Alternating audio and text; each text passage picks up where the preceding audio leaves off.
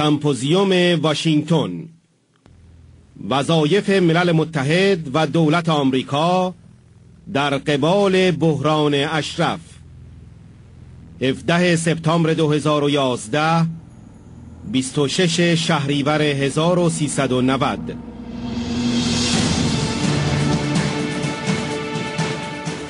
ژنرال چارلز والد، معاون ستاد فرماندهی نیروهای آمریکا در اروپا 2002-2006،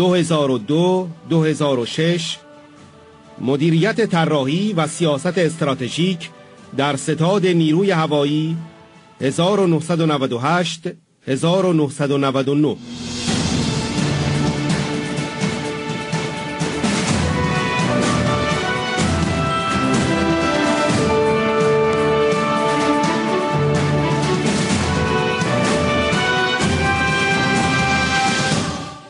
سناتور اسپنسر ابراهام، وزیر انرژی آمریکا 2001-2005،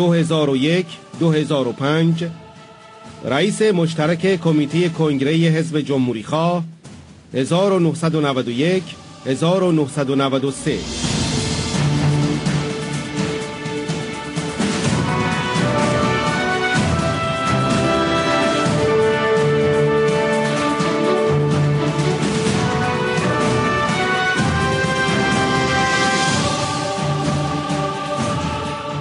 ادوارد رندل، فرماندار پنسیلوانیا 2002-2011، رئیس حزب دموکرات 1999-2001، رئیس انجمن سراسری فرمانداران آمریکا 2008-2009، شهردار فیلادلفیا 1992-2000.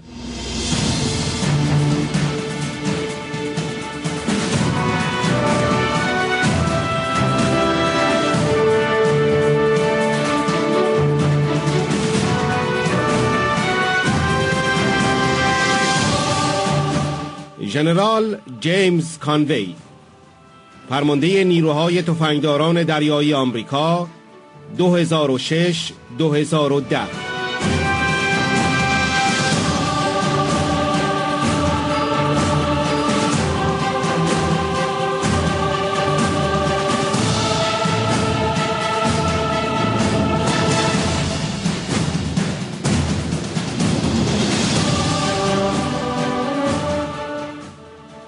مایکل موکیزی، وزیر دادگستری آمریکا 2007-2009.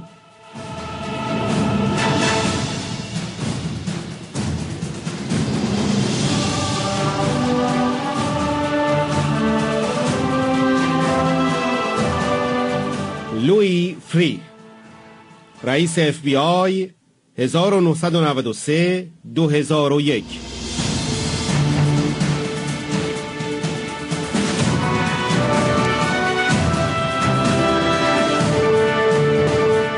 جان بولتون، سفیر ایالات متحده در ملل متحد 2005-2006، معاون وزیر خارجه آمریکا 2001-2005.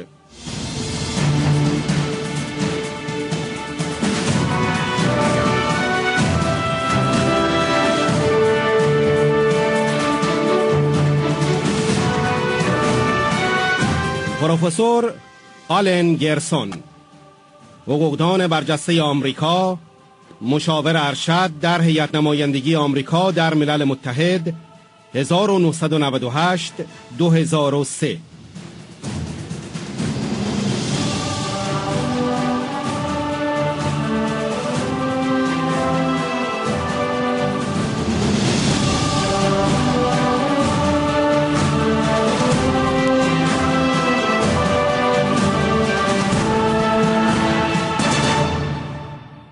سمپوزیوم واشنگتن، وظایف ملل متحد و دولت آمریکا در قبال بحران اشرف، 17 سپتامبر 2011، 26 شهریور 1390.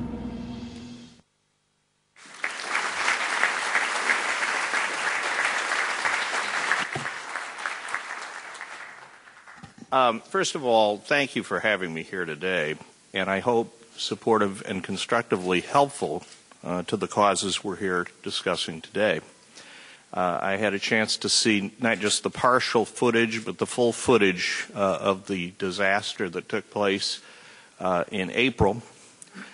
And my feelings went from an initial sense of puzzlement to a sense of anger to a sense of outrage. After I left the Senate, I went to work as Energy Secretary in President Bush's first term. And again, I found myself very involved in issues that related to Iran. The Department of Energy actually has the responsibility for matters that relate to the proliferation of nuclear materials. And so that responsibility made Iran's actions back at the turn of the 21st century of great concern to us.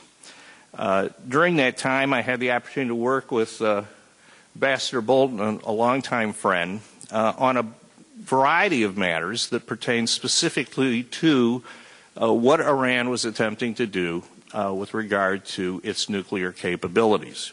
In 2002, we worked together with other important members of the administration to try to rein in, as you may remember, decisions that were being made by the Russian government to dramatically expand the amount of nuclear facilities that would be built in Iran. Up until then, there was one.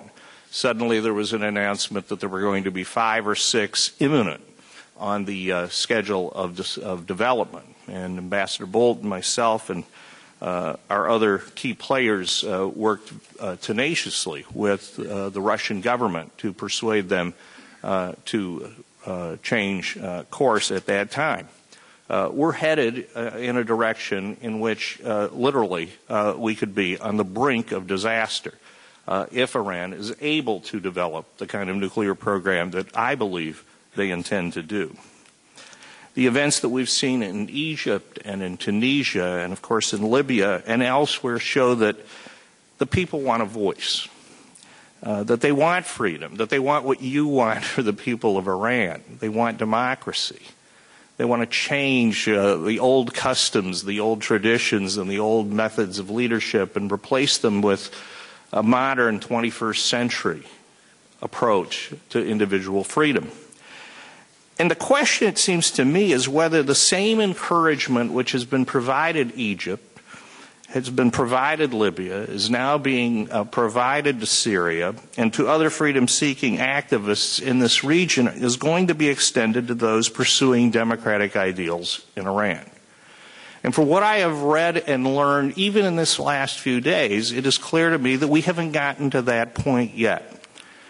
And I think that is extremely unfortunate. And I believe that all of us, even as we pursue the more immediate challenge that has been outlined here today of some of these imminent issues, it is also important that the U.S. government approach Iran the same way that it has approached these other countries in terms of providing real incentives for the freedom-loving peoples of those countries to speak out and exert themselves and ultimately change the directions of their nations. This has to be done.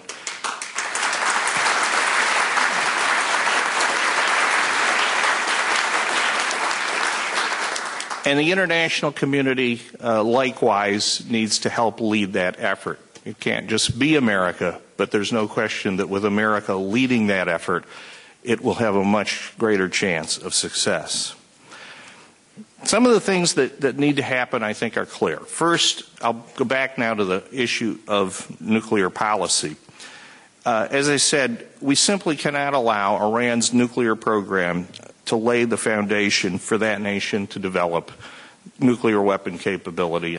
Similarly, it has long been my view that there is almost no justification, and even less today than there were 10 years ago, for the role that Russia has played in assisting and abetting in this effort. You know, just from a fundamental point of view, there was a time when the Russian government was cash hungry and starved for income and revenue. And programs like building a reactor in Iran were indispensable to their economic growth. That is no longer the case in a world in which petrodollars are as proliferate as they are. In addition, to the extent that Iran diversifies its energy supply, it now becomes able to be a much larger exporter of its most significant energy fuel, natural gas. Who's its biggest competitor in the region? Russia. How is it in Russia's interest for it to, in fact, incentivize Iran to dominate the market, when, in fact, Iran would be in a much different position if it used its gas for its own power needs? And moreover, it is not in Russia's interest to give Iran the capability to do the things which a nuclear program would allow it, as it would destabilize a region which borders the nation of Russia. So to me, the logic and the rationale for Russia's actions, which were never particularly strong, have become even weaker as time has passed. Moreover, and General Conway alluded to this as well, there is the simple question of why exactly it is that Iran needs a nuclear power program. We are talking about a nation which has an almost unlimited amount of other fuels that can be used for power generation for its own purposes. Gas and oil in abundance. In fact, the main threat in terms of all of this is their ability, as we've heard today, to be able to enrich uranium to a level where it can be of weapons-grade level. John Bolton and I are exchanging, a glance here, because we've spent countless hours with Mohammed El-Baradei and his staff, day after day, month after month, year after year, imploring them to take a look at Iran's program, to scrutinize it closely, to keep the kind of oversight necessary to prevent this from happening, and we're always reassured that, of course, that wasn't what was going on. That we have given Iran time, lots of time, to adjust. It has not taken place. What has taken place because of all this time, we have given Iran time to develop the nuclear program we're talking about. That's what the engagement program has done, is it has bought time to build a nuclear program.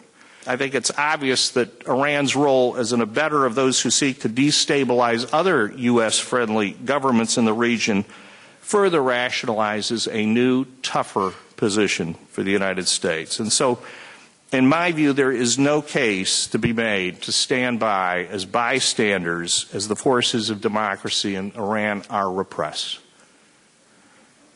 I think that particularly distressing here, of course, are the circumstances at Camp Ashraf. Simply put, the United States, in my view, has a moral obligation to protect the people there.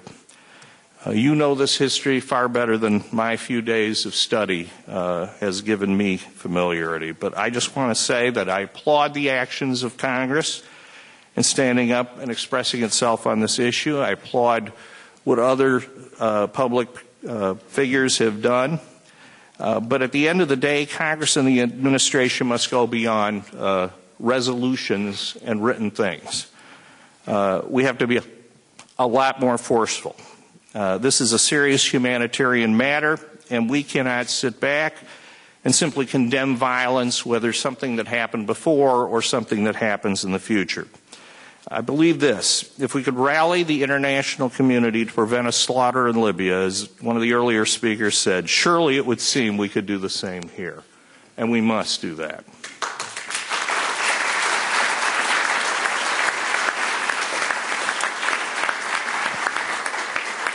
As some of you know, I am an Arab American. My family's heritage is Lebanese.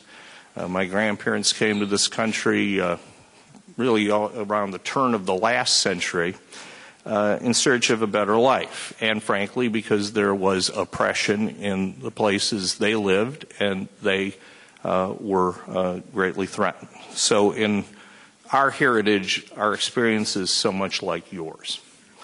When I was a public official, as a candidate and so on, I had the chance to work on many causes that related to my heritage. And I won't go into all of them here, but I want to use one really as both an example of something that has happened that I was part of, and maybe as a source of some encouragement to what you are trying to do. When I came to the Senate in 1994, it was about 11 years after the bombing of U.S. Marine soldiers in Lebanon. As an individual of Lebanese ancestry and now as a public figure, I felt obviously a certain high degree of sensitivity because of what had happened. Every time there was a story about people from Lebanon or Lebanese history in the media, the focus was on things about Lebanon that hardly made me feel good. So I know what it must feel like sitting where you are sitting today. But I also believe that there was a chance to change the U.S. relationship with Lebanon, and that it needed to be changed, that there needed to be more engagement, that we needed to address problems that could help to both, on one hand, improve the bilateral relationship, but more importantly, to help set Lebanon on a hopefully better course. One of the big issues which we were dealing with was just opening up the ability for American citizens to travel to Lebanon, which, as some of you remember, was prohibited at that time. It seemed to me like a pretty straightforward matter. You had literally millions of Americans of Lebanese heritage, many with families that were in Lebanon who could not legally go to visit. Didn't mean they didn't go to visit. Members of virtually every family found ways to get there. But it wasn't a very comfortable situation, and it posed a lot of threat. So I went to work, and in the Senate, and I won't say this was a solo effort. We had other great allies who had knowledge of the situation or their own Lebanese heritage connections. But it was a process to try to educate colleagues and to inform them and get them to better understand what the stakes were and why it made sense to change. It was a hard road, and it really required a lot of perseverance. And the reason I'm talking about this story in particular is because the place where we had the greatest degree of resistance was at the Department of State. At every other place that I went to try to find support and to find assistance from the House to the Senate, from the Congress to the other parts of the executive branch to the public arena, people understood why it made sense to change. But at the Department of State, they didn't. And every 6 months, the policy was reviewed, and every 6 months, year after year, the idea of lifting the travel ban was rejected. And the reasons for rejection were as confusing, as legally dubious, and frankly had as many sort of political overtones to them as some of the reasons that we're hearing about things regarding the MEK and Camp Ashraf today. My message to you is this: you face these same challenges, and you must remain determined. We remain determined. Our cause was important to us. It was not the threat of consequences, and the magnitude of the consequences, I admit, were not as great as what they are in terms of the victims here. But there were clearly opportunities, if we could have lifted the ban and started to more normalize relationships, to protect people who were sick and could not get help and whose families couldn't get to them to provide support. And so I urge you on. Fortunately, you have very strong congressional allies who now believe in this cause and are with you. Fortunately, you have an incredible cast of opinion leaders on your side. And as several of the speakers said, any doubt about whether or not this is a valid case, that this is a credible argument, is, in my judgment, punctured by just a simple examination of the kinds of people who've studied the evidence and concluded that this cause makes sense. And more importantly, you have a strong moral case. As strong a moral case, it would seem, as you could possibly have. and you have really the forces of history on your side. And so I say to you today that while there may be moments when this seems frustrating, there may even be moments when it seems fruitless, it is time to persevere. There will be success, I believe. It will not happen maybe as soon as you want, but it will not happen unless you continue forcing the issue, moving ahead, educating people, and letting your voices be heard. Ultimately, in 1998, our voices were heard. Ultimately, the Department of State, perhaps because of our compelling arguments, perhaps because of the embarrassing weakness of their position, perhaps for other reasons, I don't know, reversed itself and lifted the travel ban. And I predict today you too will ultimately enjoy that success as you continue down what is a morally compelling and extremely important direction in these efforts. I wish you all the best. I'm glad to be here to support it.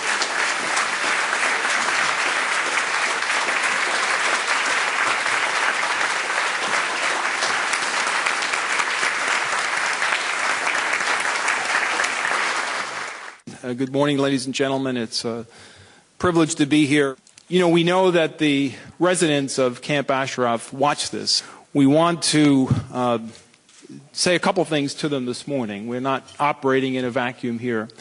We want to tell them that we're very proud of them and that we are very amazed by their sacrifice and that we want them not to give up hope and to never, never, never, never give up.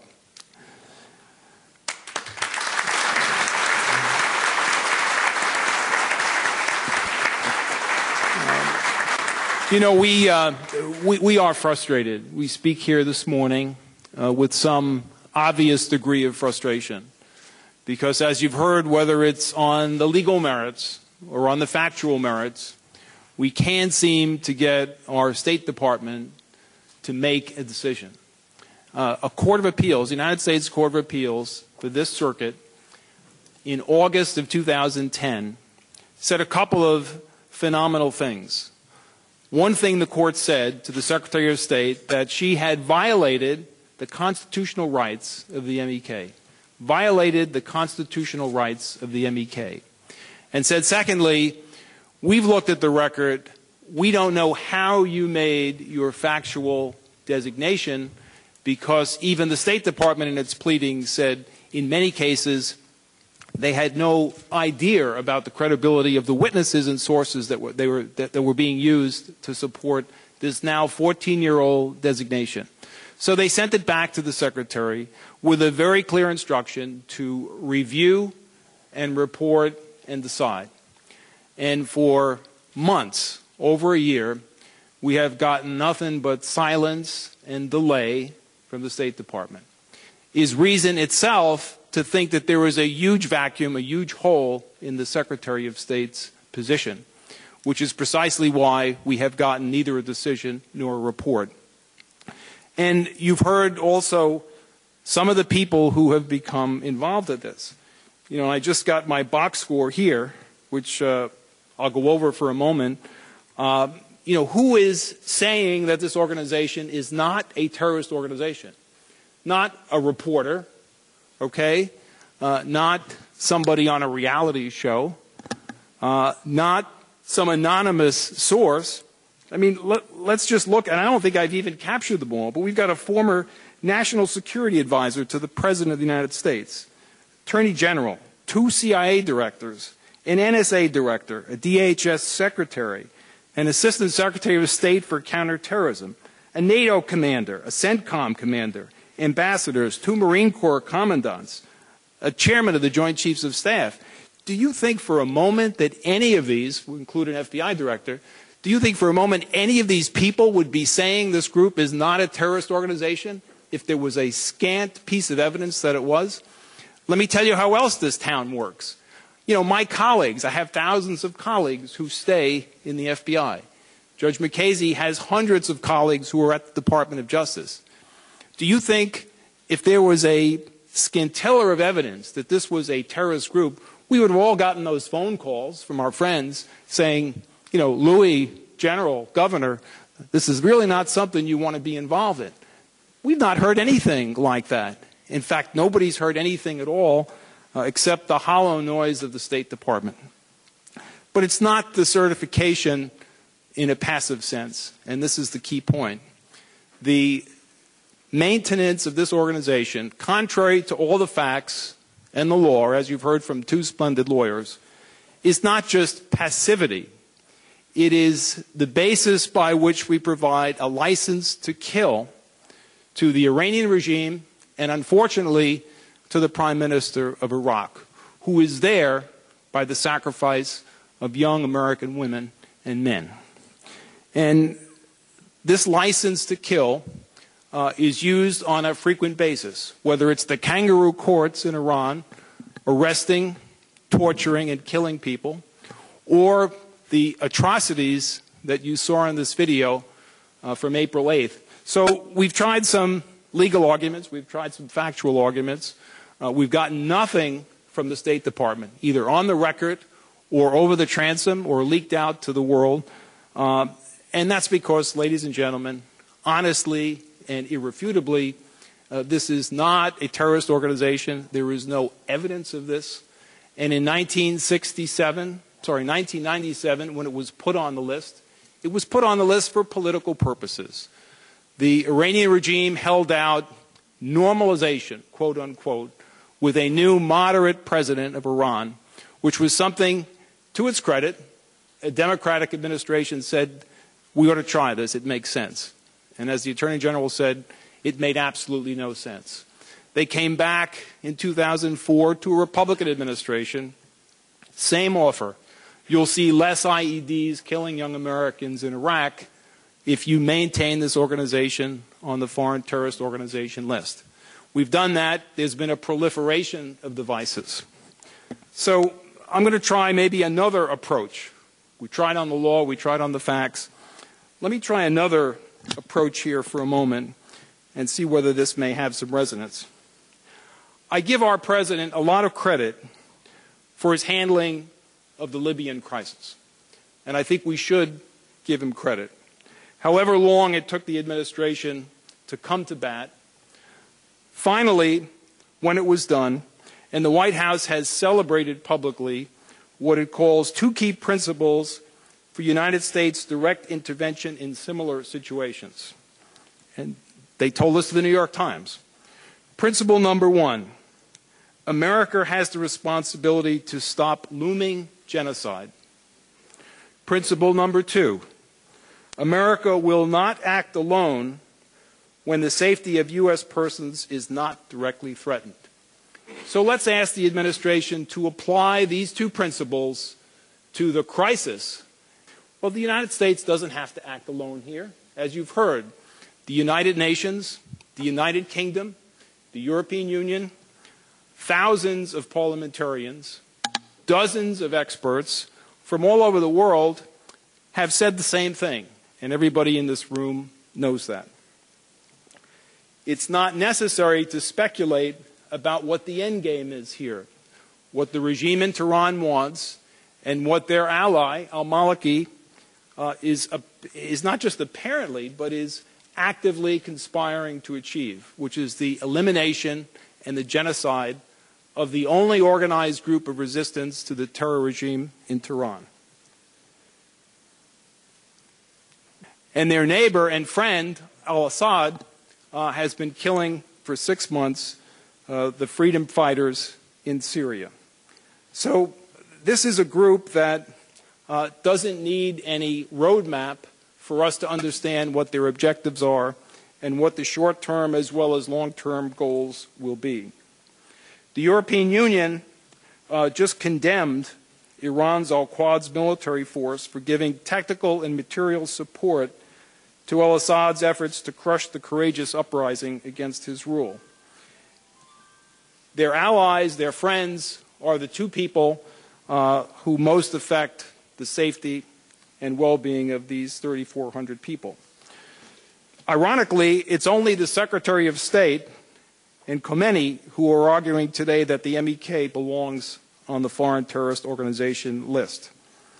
We know that the Iranian regime, acting through its MOIS, actively promotes propaganda in the United States and regularly spews out misinformation and falsities aimed at painting the MEK as a terrorist organization, as a cult organization. You can pick the flavor of the day that is the particular aim of this regime. The MOIS is actively involved in this campaign. So in 1997, I got a call from the Secretary of State, and the complaint was the FBI were fingerprinting the Iranian wrestling teams who were newly invited into the United States. And there was a big outrage at Foggy Bottom why we were fingerprinting the Iranian wrestlers. And we said, well, on the wrestling team, beyond the athletes, there's usually an MOIS agent. It's the wrestler that looks like he's a little bit out of shape. And the reason we take all their fingerprints is this discourages them from using this conveyance to bring in MOIS officers who actively exploit and operate their networks here in the United States. They have been doing that now with respect to MEK, and the response from the State Department to this degree has been negligible. When this group was put on the FTO list in 1997, we saw it for what it was in the FBI, a political determination, none of our business. But from an operational point of view, we didn't assign any resources to look at this organization because we didn't believe there was any factual basis by which the organization could be classified as a terrorist organization. So it is essential that the Secretary of State make a decision. We cannot delay and obfuscate by asking inane questions that have no factual basis or relevance to this determination. If there were any facts, classified or not, that maintain this justification, ladies and gentlemen, we would have heard about them. We would have seen a court filing, even if it had the stereotypical blackouts. Somebody would be leaking something to the Washington Post. Somebody would be before the Congress saying, we can't describe the details, but this is a terrorist organization. We've heard none of that, not in the filings and not in the ether. And the reason is because there is no factual basis. So we would like to perhaps suggest another approach today. The facts haven't worked, the law hasn't worked, so why don't we ask the administration to apply the two principles which it has been celebrating in the media for the last few weeks with respect to Libya. But the FBI interviewed all these people, everybody in Camp Ashraf, and the report card said no. There is nobody here, as best we can determine, who has that tendency, who has that capability. So those are the facts. Those are the facts. And with respect to Principle 2, the Secretary doesn't have to act alone here. The President doesn't have to act alone. It can be, unfortunately, the last person aboard the train, but a momentum and a group that includes, as you've heard, the United Kingdom, the European Union, the United Nations. We have a duty to act even if we weren't acting with these other players. But if we apply these two principles, we ought to have the listing immediately. It should be done this week. And the U.S., more than just the listing, has to take active measures to protect the Camp Ashraf. The U.S. has this obligation, and the obligation must be fulfilled. Thank you.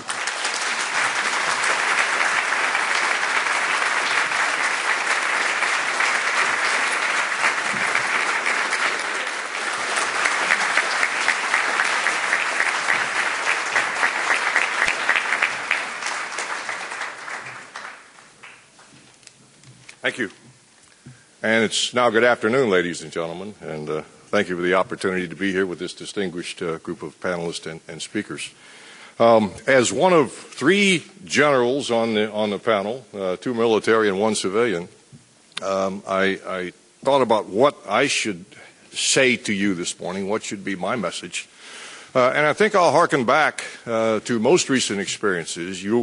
If you are a service chief, you are also a member of the Joint Chiefs of Staff. And I want to talk to you this morning about, I believe, what is a somber assessment of the future of relations between the United States of America and Iran. If you look back a couple of years ago, you saw an example of that when the Iranian gunboats took the British sailors and Marines. Had those been American sailors and Marines, had those boats opened fire on each other, had there been the resulting casualties, that's an example of the kind of miscalculation that I'm talking about that can very rapidly spin into something much, much more significant. If you look at what's taking place today with regard to Iranian involvement, bona fide and specific Iranian involvement, both in Iraq and in Afghanistan, resulting in the death of American troops. The United States certainly is taking a dim view of that, and yet it seems to run a sine wave. It was worse during the summer. It seems to be abated some now. But the number and degree of Iranian involvements that we see in Afghanistan, I would say, are still increasing, especially with regard to long-range sniper weapons. The United States, I don't believe, can broker that on a continued basis without some level of response. I heard the other day on NPR where, in the wake of the 9/11 remembrances that our nation just recently experienced, there is some increasing level of discussion of Iranian involvement with those terrorists, and to the degree that there is now a Senate panel that is charged to investigate. We'll all anxiously await, of course, the outcome of that investigation. But overshadowing all of those is the dire concern that we have that within 24 months, Iran will field a nuclear weapon. Just recently, the president of the IAEA has said that he believes that's exactly the intent of the Iranian government. They have gone from a program of enriching uranium by 20% for energy to now a program that strives for 60%, which will give you weapons-grade uranium. The Iranians would say that it's because they need alternate sources of energy. But that's kind of like an Eskimo saying, I want to buy a freezer, okay? You can make do with what you've got.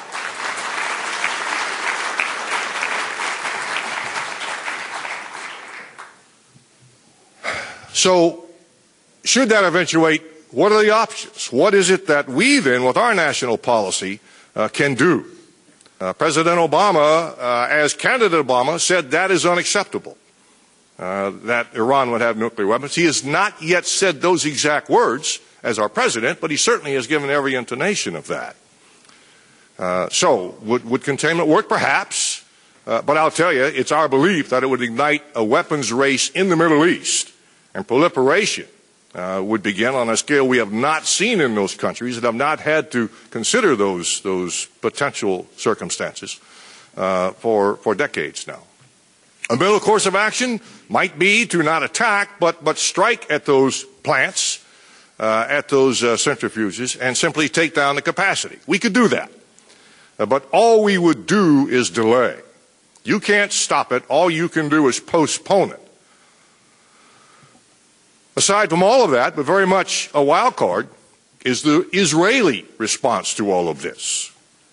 You don't need to read far into the news to understand that the Israelis see the development of Iranian nuclear capacity as an existential threat.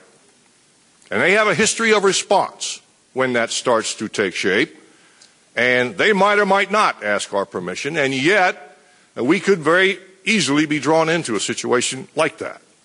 They would be flying American weapons, dropping American-made bombs, defending their country with American missiles, and we would be perceived as assisting, whether or not we really did, I believe, an attack into Iran. And I'm trying to paint for you a picture of a precipice out there that we all are approaching, I think, almost on a week-by-week basis. So, ladies and gentlemen, none of those are good options. This faces us, it's real. But I think my estimate, and I believe it's echoed in the Joint Chiefs of Staff, is that there are no good options with the situation we face. Otherwise, you might have taken one of them already. But there is, and this gets to our discussion today of the MEK and to some degree Camp Ashraf, there is what's called a third option, and that is change from within. And the idea that potentially what the MEK and the folks at Ashraf represent is the way where there can be change, we can avoid conflict, and young men and women don't have to die. My experiences with the folks at Ashraf were direct, but they were limited. When we, after we secured Baghdad, we had responsibility for some MEK members who lived in a camp to the southwest of where we were located. It wasn't good news that we were going to have terrorists in the middle of our presence trying to do what we were doing at that point. So I sent my operations officer and the battalion commander who was responsible for the area down to talk with these people and determine intent. They came back shaking their heads, saying, these people are not terrorists. They're no more terrorists than the framers of our own Constitution. Be left alone, they get along well with the tribes, and what we do is sort of our business. Later, when I was the commandant, the Marine Corps assumed responsibility for securing Camp Ashraf. And of course, on one of my fairly frequent visits into the theater, I had the opportunity to go there and see my Marines and talk with the people there. And again, that same thought process prevailed. Normal people, just like any of us, wanting to live free, not happy with what's happening on the other side of the border, but doing what they could, not in a terrorist manner, but in terms of staying active, staying heard, and wanting to change what they thought was an irresponsible government. Ladies and gentlemen, what happened there a few months ago now is pure outrage. We as a nation had, and it's been said many times, a moral responsibility for the protection of those people. We took their weapons. We put them in an enclosure. They don't have much freedom of movement. They're simply contained in an area that's probably a couple square miles. And then they become targets. You know, we teach our youngest private a sense of moral responsibility when it comes to warfare, when it comes to dealing with your enemy. We have, I think, a moral responsibility, I would say further, a moral imperative as a nation to effect those same kinds of responsibilities in dealing with the nation now that has allowed it to take place and the people that have been subjected to it. And it's that responsibility that's been talked about, I think, a good bit now, that we need to stand up to. Let me just close by saying, though, that a nation will do what is in their best interest to do. You can never predict how a nation will respond because those conditions will change. Those dynamics will be different. But it's my firm belief that we need to enlist the support of those people represented in Ashraf to help us with this pending crisis that we have, lest there be a conflict in our future, unlike anything we've seen now for decades. Thank you for being here today.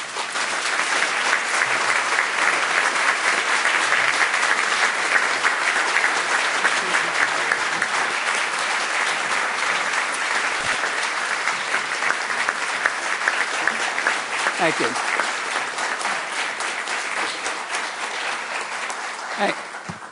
Thank you very much. Well, it's a great pleasure to be here today and to welcome all of you to talk about these critically important issues. You've heard a lot about the reasons why the MEK should be delisted as a foreign terrorist organization. You're aware of the grave risk that the residents at Camp Ashraf are in and some of the steps that need to be taken to protect them. I'd like to talk a little bit not only about those issues, but also about the strategic interest of the United States and what I think our policy should be to achieve the specific objectives that we're most concerned about today, but also to ensure the long-term security of the United States and our friends and allies around the world. The fact is that the regime in Tehran today has all of the characteristics of a continuing, permanent threat to international peace and security. It seeks weapons of mass destruction. It supports, in fact, it is the central banker for international terrorism. And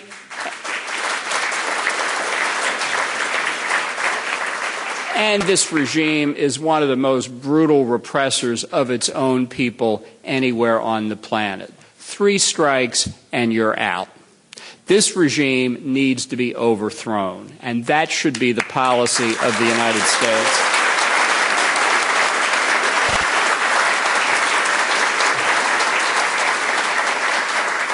Now, regime change is a controversial policy. We've got a mixture of Republicans and Democrats here today. Within the past few months, we just accomplished regime change in Libya, and I'm proud of that, too. That's the way the United States has to lead. I can tell you, I had the responsibility, I was one of the people who negotiated with the government of Libya back in 2003 and 2004 to eliminate their nuclear weapons program. Can you imagine what would have been happening the past 6 months or so if he still had a nuclear weapons program? But he forfeited whatever legitimacy we gave him by the steps he took to suppress his own people and by his threat to return to international terrorism. The fact is there are some regimes whose behavior ultimately will not change. They're not going to be affected by the outside world. They're not going to reform, because to do so would mean changing the regime itself. And I think that's the nature of the regime in power in Tehran today. We've tried a lot of different steps over the years to get this regime to conform to international norms in the area of nuclear weapons and many others. And they've all failed. We've tried diplomacy and negotiations with the regime. Let me do a little verb declension. Negotiations with the regime in Tehran over its nuclear weapons have failed. Negotiations are failing. Negotiations will fail.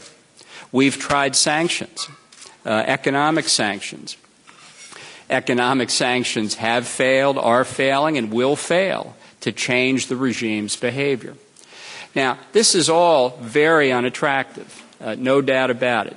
We don't want to contemplate the use of military force against Iran's nuclear weapons program. But as Senator McCain said back in 2008, if your choice is between looking at an Iran with nuclear weapons and looking at strikes against its nuclear weapons program, there's no question that you have to look at the military option. I think there's a way to avoid getting to that point, however, and that's to overthrow the regime. And the sooner we do it, the less likelihood that the regime will have achieved nuclear weapons first.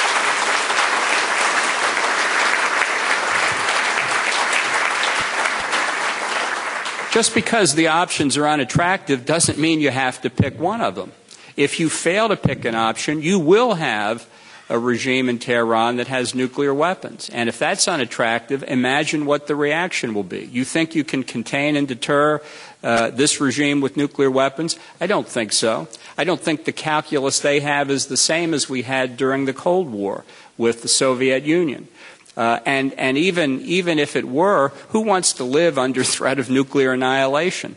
The focus of our policy has to be to stop the spread of nuclear weapons. And the very grave risk, the near certainty in my view, is that if this regime in Tehran gets nuclear weapons, Saudi Arabia will get nuclear weapons, Egypt will get nuclear weapons, Turkey will get nuclear weapons, and perhaps others as well. So that in a relatively short period of time as these things go, 5 to 10 years, you could have half a dozen nuclear weapon states in the region.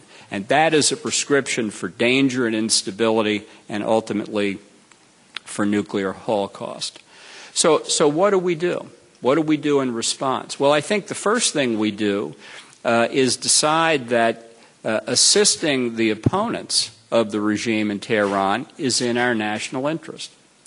Now, there are a variety of ways to do this. We want to be very careful that we don't give the regime the argument that somehow we're subverting the people of Iran. That's obviously not our intention.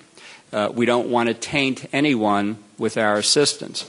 But the concern that the regime would use our assistance for propaganda is not an argument to do nothing. The regime's going to claim we're aiding the opposition whether we are or not. They've already done that. Look at what they did in the summer of 2009 following the manifestly fraudulent elections there when the people went out into the streets to protest. Mahmoud Ahmadinejad's main talking point was they're there at the behest of the United States and the United Kingdom. Sadly, we know that's not true because we failed over a period of 20 years now to take the steps we should have been taking to aid the opposition. And one of the central elements of the opposition has been the MEK. Now, I first came across the MEK when I was doing the arms control and international security job at the State Department because I was so concerned about Iran's nuclear weapons program. And this group that honestly I had never heard of before kept holding press conferences revealing aspects of the clandestine nuclear weapons effort. So I tried to learn more about it because much of what they said, while it confirmed what we believed from our own information, had not been made public. I have to say I was grateful they did make it public because it helped those of us who were concerned about Iran's progress demonstrate just how far along that they were. Now, I had a passion in the government to read intelligence, raw intelligence, intelligence analysis, anything I could get my hands on. So I read what I could read about the MEK. I don't claim that I've seen everything, but I haven't seen anything that justifies the MEK being on the list of foreign terrorist organizations. I looked when I was at the State Department in the absence of facts for reasons why the MEK might have been designated as a foreign terrorist organization. And as others have said today, there is simply no doubt that the principal motivating factor during the Clinton administration to add it to the list was the hope that the regime in Tehran would see that as a gift that would induce them into negotiations. That hope failed. A continuing hope during the Bush administration, right up until Secretary Rice's decision at the end of the administration to keep the MEK on the list, was the hope that it would induce the Iranian regime to negotiate over its nuclear weapons program. And that, too, has failed. We know that the director of counterterrorism at the end of the Bush administration and Secretary Rice's legal officer both argued with her as a matter of law and policy that the designation could not be sustained. She rejected that advice. We've got testimony from military officers who served in Iraq with responsibility for oversight over Camp Ashraf who found not only an absence of information that would lead to a conclusion about support for terrorism, but precisely the opposite.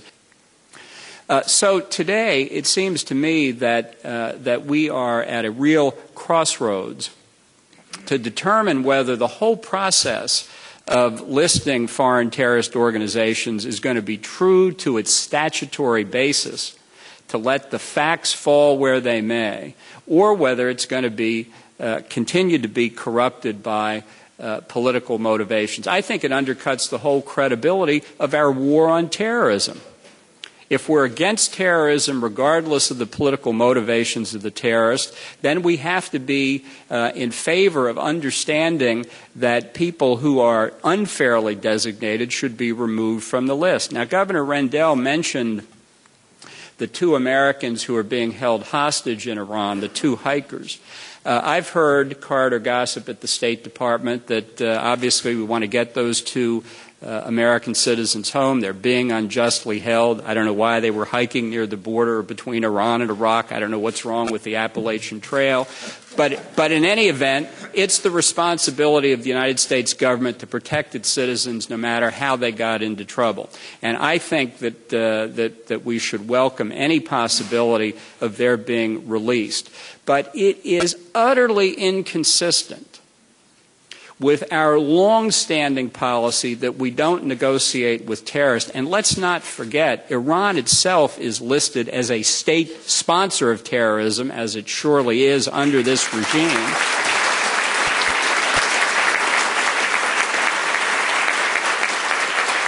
that we're not going to provide Ahmadinejad and the Revolutionary Guard and the Ayatollahs incentive to grab more Americans by holding up a decision on the merits on the MEK in hopes of getting these two hikers out.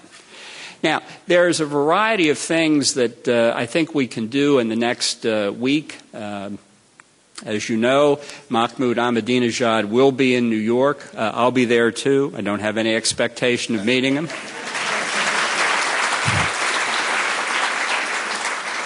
Although I'd be delighted to tell him a thing or two about his conduct.